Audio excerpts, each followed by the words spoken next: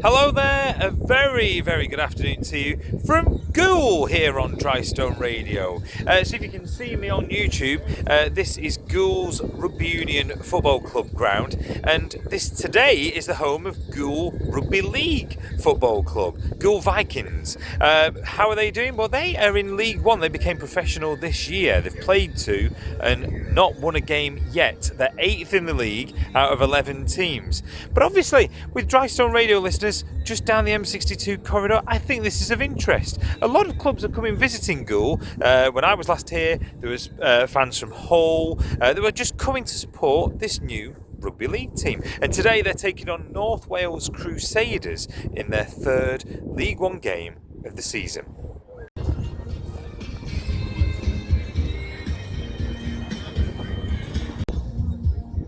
Now, of course, you're probably wondering why they're playing at Ghoul's Rugby Union ground. Well, that's because the Rugby League ground is having work done and it won't be ready till July. And so for the time being, after today's game, Ghoul will be playing all of its away fixtures back to back. And then in July and August, there's a lot of home games in succession. So hopefully that will answer that one.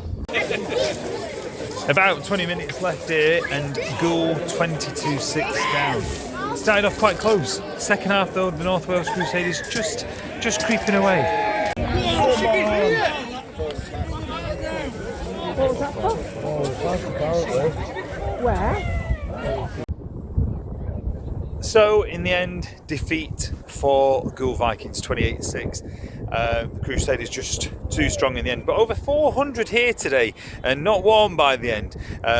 But great to see League One rugby being supported. I saw fans from Castleford Tigers, even people from Wigan Athletic football fans were cheering on Ghoul today, which is absolutely brilliant. So, right now, we've got a very special treat. So hello once again to Paul Coates-Black. Hello. Hi, Chris. Hello. It's been a while. It has been a while. How are you doing? Good, thanks, mate. Yourself? I'm very well. Now, you've brought two vinyls in front of us, for those that can see it in video format. For those listening, you'll hear what they are in just a moment. But, Paul, what title have you brought? Well, I bought the Journey, which was the third studio album by the band Amsterdam. So this was the original release back in 2005. Now, I picked this up just before Christmas. For a long time, I'd had a CD copy. Was this the one you found in London? This is one I found in London on a record near Rough Trade East on a market. I found 5 copies. I bought 2, one for myself and one for my friend who was with me. I posted on the Art Lead Singers Facebook group, and he informed me at the time there was only 17 copies issued on vinyl. And there was 5 at this place. What? And I paid a tenner for them. And it's in really good nick and it sounds fabulous. So yeah, Amsterdam. For those of you old enough to remember the indie band 90 from the early 90s, Pele.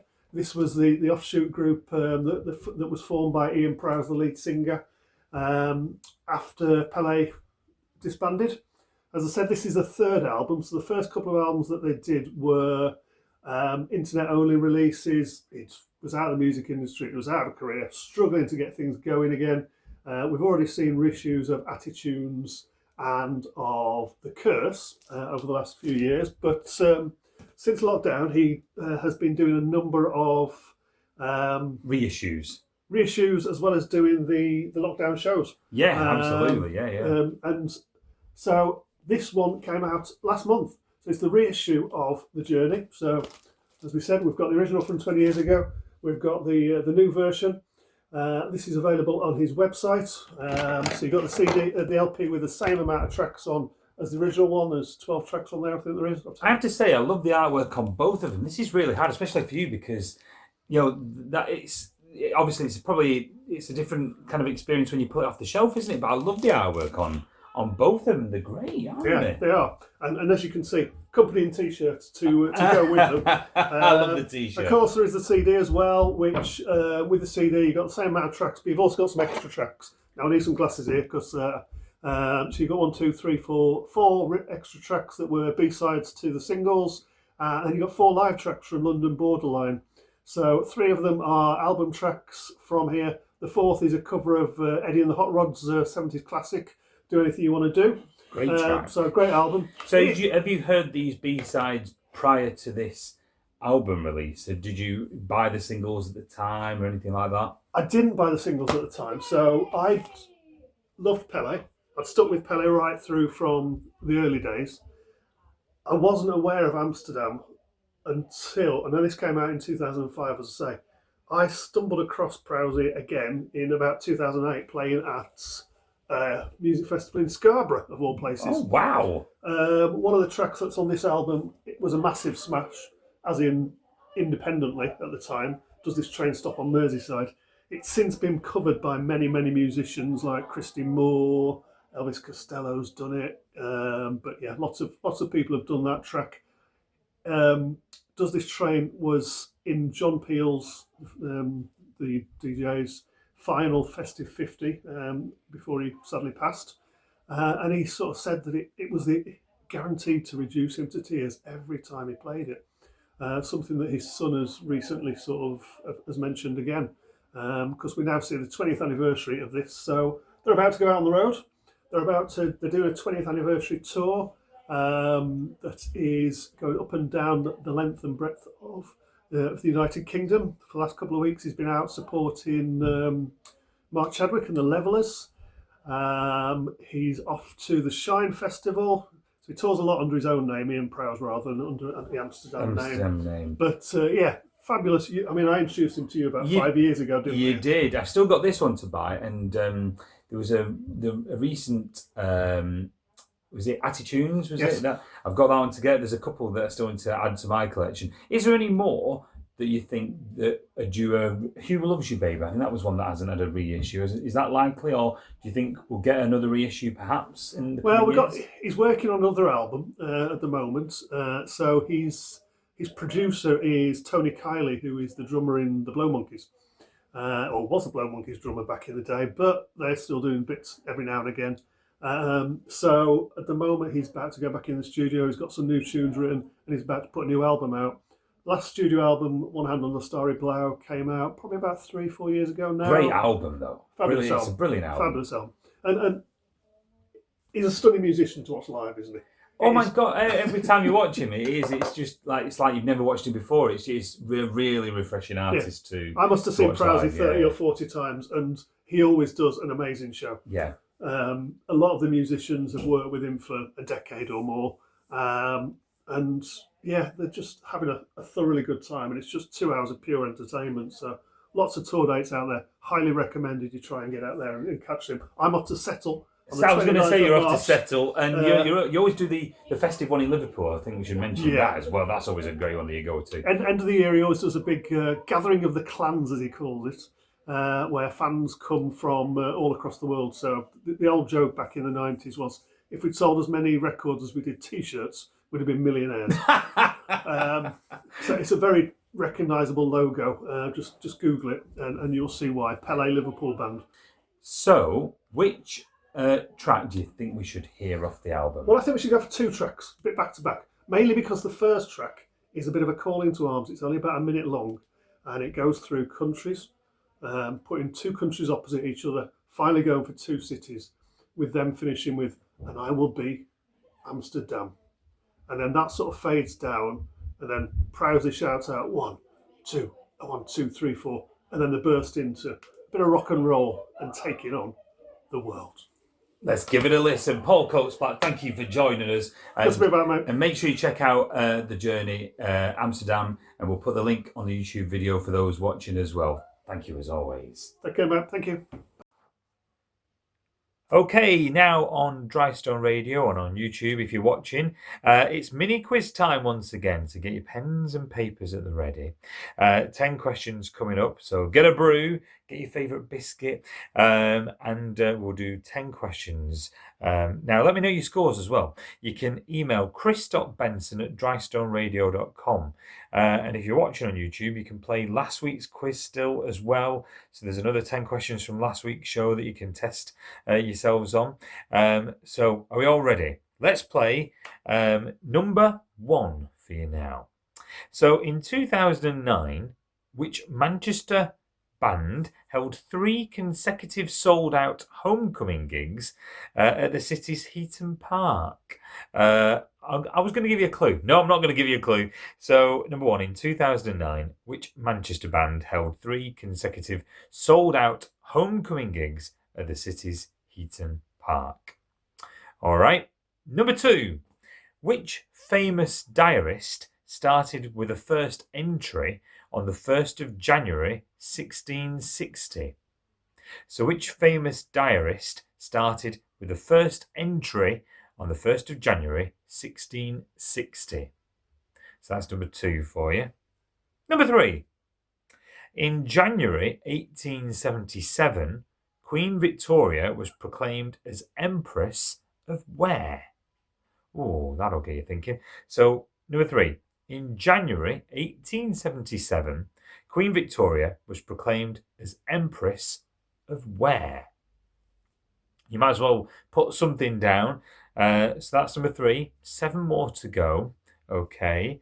Number 4. Previously known as the Daily Universal Register, which newspaper began publishing in 1788? So, previously known as the Daily Universal Register, which newspaper began publishing in 1788? Right. Number 5. Which dictator announced that he was taking dictatorial powers over Italy in January 1925? So, number 5, which dictator announced that he was taking dictatorial powers over Italy in January 1925? Halfway there. How you doing? Have you got 5 out of 5 so far? Well, let's keep it going. Number 6. The UK towns of Bootle and Birkenhead sit on which river? So the UK towns of Bootle and Birkenhead sit on which river? All right, number 7. What did Charles Babbage invent in 1835? Multiple choice for this one. Was it A, a computer? Was it B, a car? Or C, an electric battery? So number 7. What did Charles Babbage invent in 1835? Was it A, a computer? B, a car? Or C, an electric battery? Number 8. In architecture, which AD term, so that's the initials for what we're after, 2 words, which AD term describes a popular 1930s design style featuring bold outlines and geometric shapes? So number 8. In architecture, which AD term, Alpha Delta, that's not the answer, AD term, describes a popular 1930s design style featuring bold outlines and geometric shapes? Number 9. Mark Zuckerberg founded which social network in February 2004? So number 9. Mark Zuckerberg founded which social network in February 2004? And number 10. Bedfordshire, blood red and Lancastrian are all types of which vegetable? Bedfordshire, blood red and Lancastrian are all types of which vegetable? Joe, I don't think I knew that one. I've just looked at the answer. I didn't know that one. So there you go. Make sure you know your answers. We're going to be doing we're going to be marking them very shortly. Right now, we're going to mark our answers for our mini quiz. So remember, you can email your scores over to chris.benson@drystoneradio.com. Let me know if you get 10 out of 10. Number 1, in 2009, which Manchester band held 3 consecutive sold-out homecoming gigs at the city's Heaton Park? It was Oasis. They're playing Heaton Park again this summer. Can you imagine the M62? It's going to be absolutely jammed, isn't it? Number 2. Which famous diarist started with the first entry on the 1st of January 1660? It is Samuel Pepys. Number 3. In January 1877, Queen Victoria was proclaimed as Empress of India. Number 4, previously known as the Daily Universal Register, which newspaper began publishing in 1788, it was the Times of London. Did you get that one right? Number 5, which dictator announced that he was taking dictatorial powers over Italy in January 1925? It was Benito Mussolini. Number 6, the UK towns of Bootle and Birkenhead sit on which river? It is the Mersey. 7, what did Charles Babbage invent in 1835? Was it the computer, the car, or the electric battery? It was A, the computer. The computer on Family Fortunes, when Bob Monkhouse brought Family Fortunes into this country. I'm sure it was called Mr. Babbage. Number 8, in architecture, which AD term describes a popular 1930s design style featuring bold outlines and geometric shapes? It is Art Deco. Mark Zuckerberg, number 9, Mark Zuckerberg founded which social network in February 2004? It is Facebook. And number 10, Bedfordshire, Blood Red and Lancastrian are all types of which vegetable? The answer is onion. So there you go, mark them out of 10.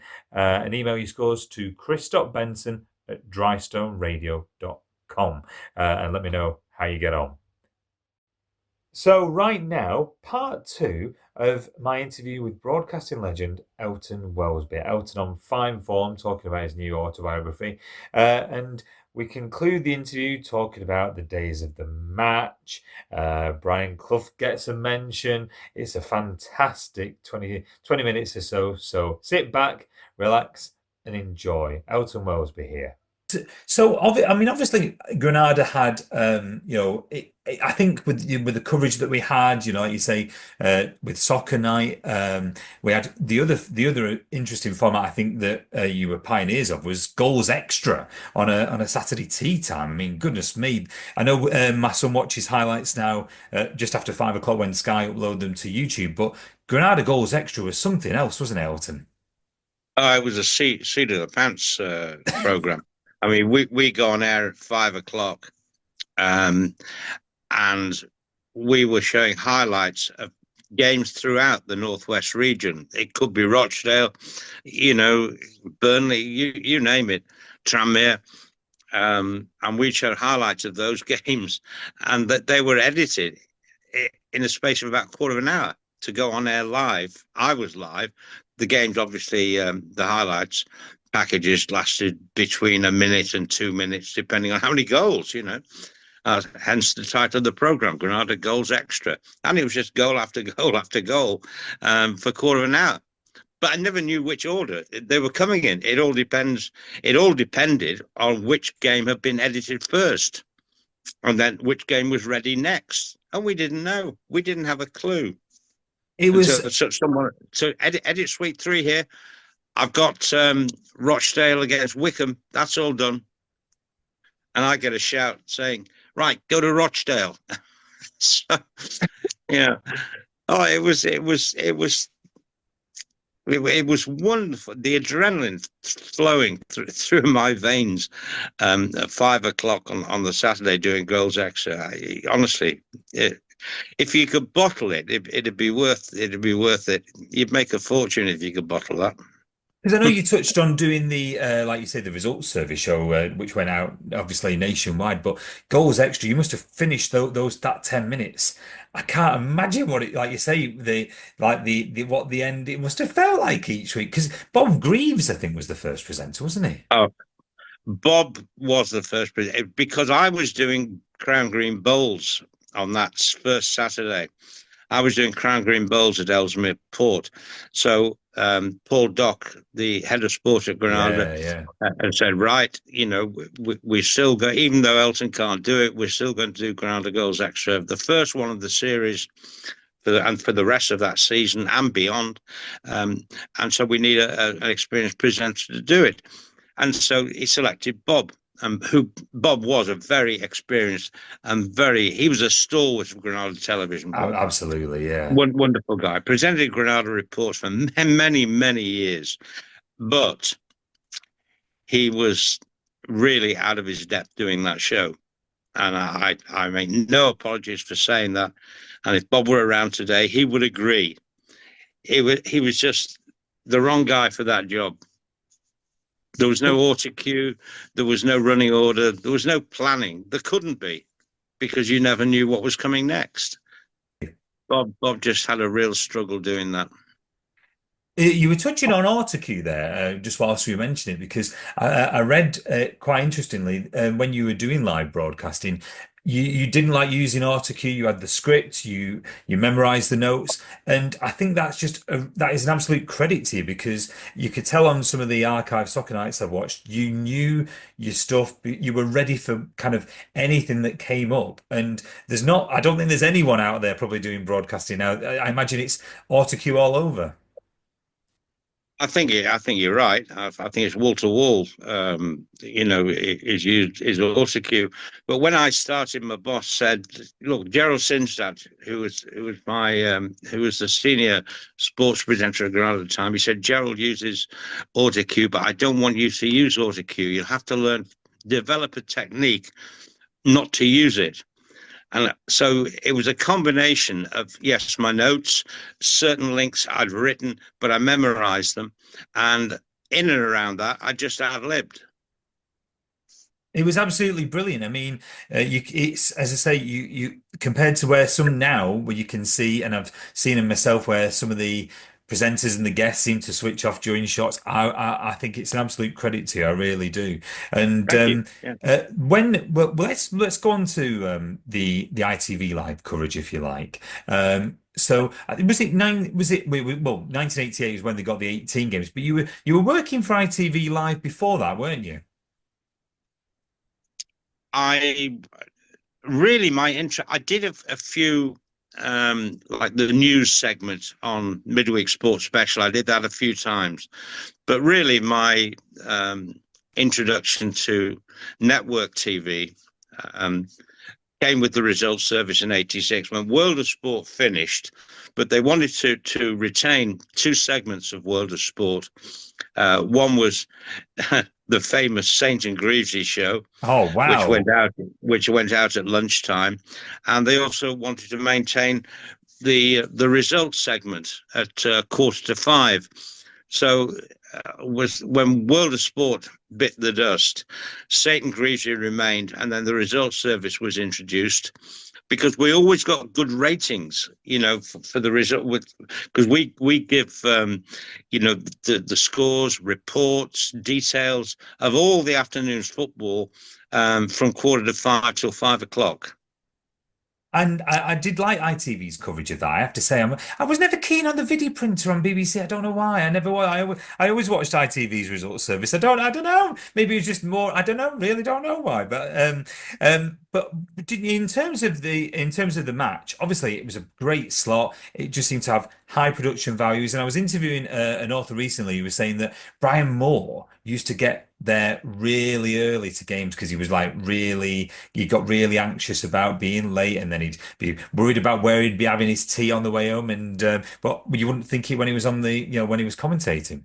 No. Well, we used to arrive. We'd arrive pretty. Sometimes we travel together, Brian and I. Right.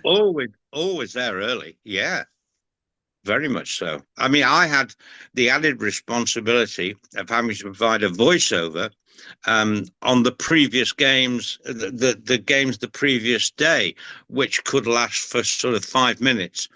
And once they were all edited, then I had to go and then describe the action in voiceover form, not commentary form, which would go out either at halftime or full time. It just depending on circumstances on the day, really, as to whether the highlights of the previous day's action went out at halftime or full time. Brian was there because he he enjoyed talking to everybody at the ground, whether it be the home team's tea lady or the visiting team's kit man. He wanted to talk to everybody and get opinions. He was a real pro, Moro.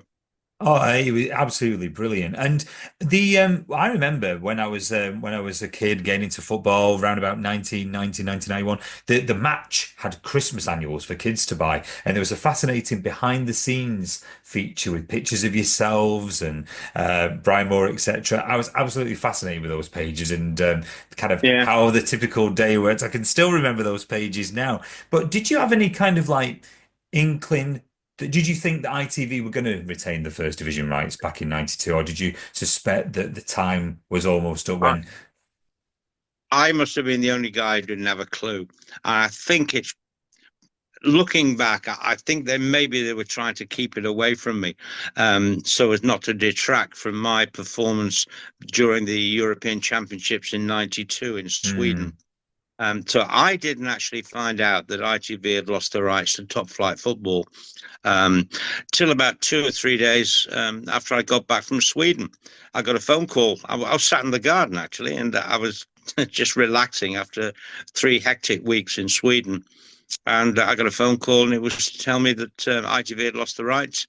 But Granada would like me to come home on a permanent basis to work on their sports coverage for, well, as it turned out, the next 8 years. Did you expect though at the time that you'd still be doing kind of work for ITV? Because obviously they had networked Champions League games No, after that. no, that was never on because they wanted me originally just through the European football, and I was unable to commit to that and commit to Granada. Now, Granada was full time, um, you know, presenting an occasional European game. Probably meant that I'd work once every 2 weeks or something like that. Yeah, yeah. So it wasn't convenient really. And like you And say, and Granada had some iconic European games in those early years as well. Cup Winners' Cup, I think Man United when they won in '91, you was at the helm, and Granada would put a big budget behind transmitting kind of these European games just in the northwest, and wouldn't they? yeah, well, with '91, I think we did two of United's qualifying games in the Cup Winners' Cup. But when it went to Rotterdam for the final against Barcelona, Yeah, yeah. then that was fully networked. That was all over the country.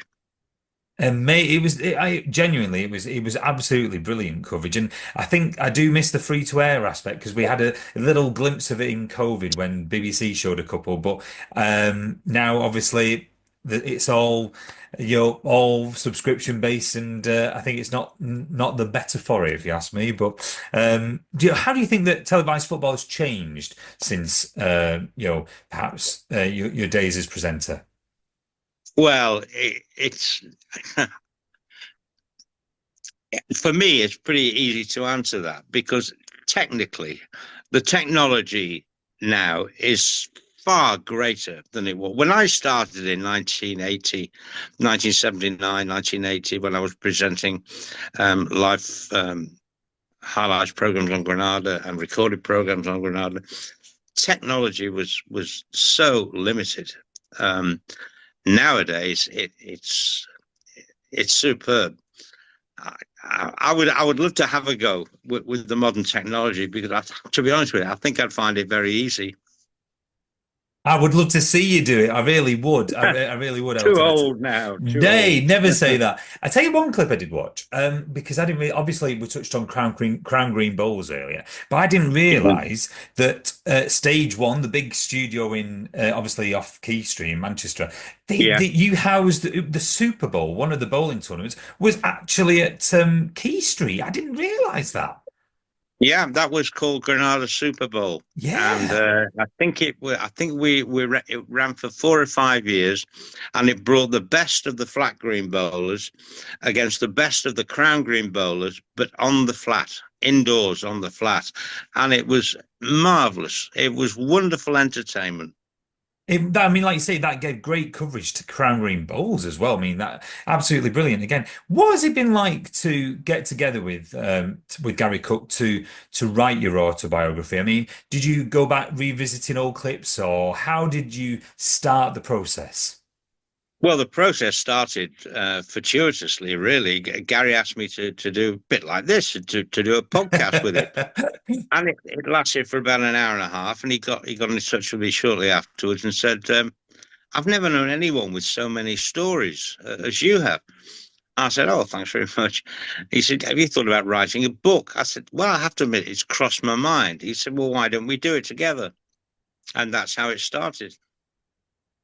And have you kind of revisited like bits that you perhaps you'd forgotten about, or kind of like matches, or any kind of incidents to kind of, look, remember things, or what once the process started, how did it work? Well, I can remember. I've never kept a diary, which is a little bit looking back. I regret that. I wish I had kept a diary.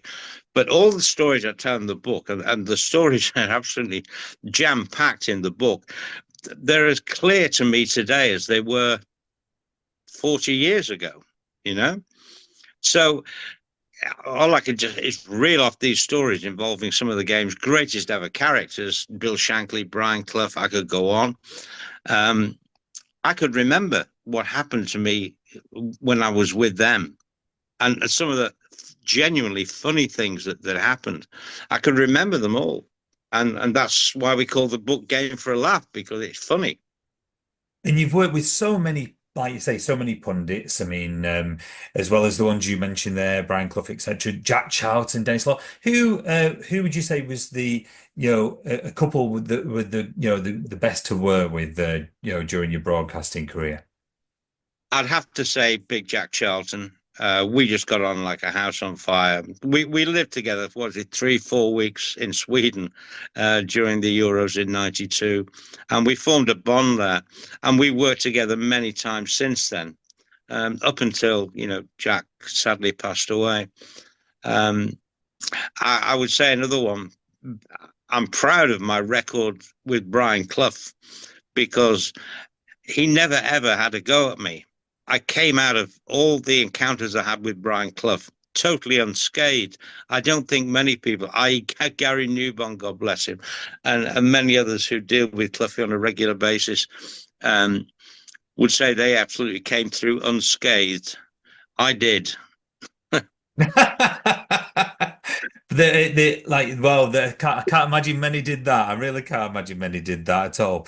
Well, there was one moment where I thought I was in trouble with him, and I was talking to his assistant Ronnie Fenton. We were at the City Ground after a game, and I was talking to Ronnie Fenton, and all of a sudden the door to Cloughy's office burst open, and Cloughy walked out, and the press corps were sort of waiting for him to get his after-match comments, and he saw me, and he looked over and he yelled out, "Welsby, shithead."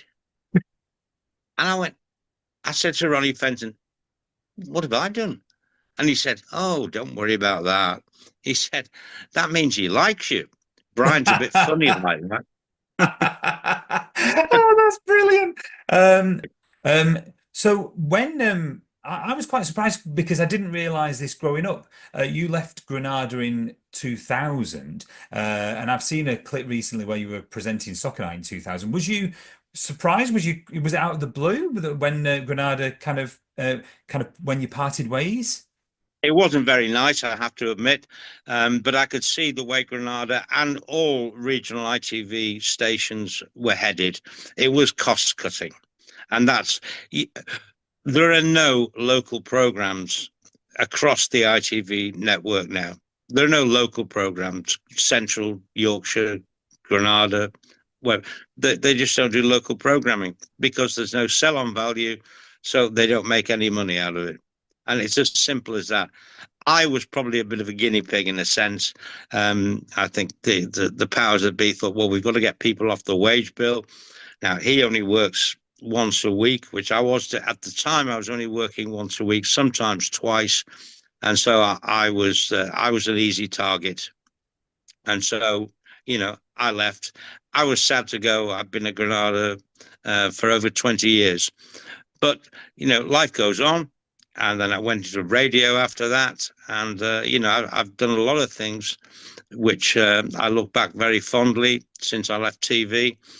I was just going to But I say, have to because I say, remember you did Century Radio, and I used to listen on Saturday afternoons. I mean, I think that was the yes, early 2000s. yeah. That was a brilliant show, and it was just really refreshing. I thought to have you, like you say, to cover the football. I think you did it for, was it about 3 years or something? I did it for two. The first year I thought was great, but then, rather like Granada, you could see cost-cutting measures being implemented in the second season I did it. But I used to work with some great ex-professional footballers. I'll name them because it's only quick: Graham Sharp, Alan Kennedy, Gary Owen, and Mickey Thomas, Mickey T.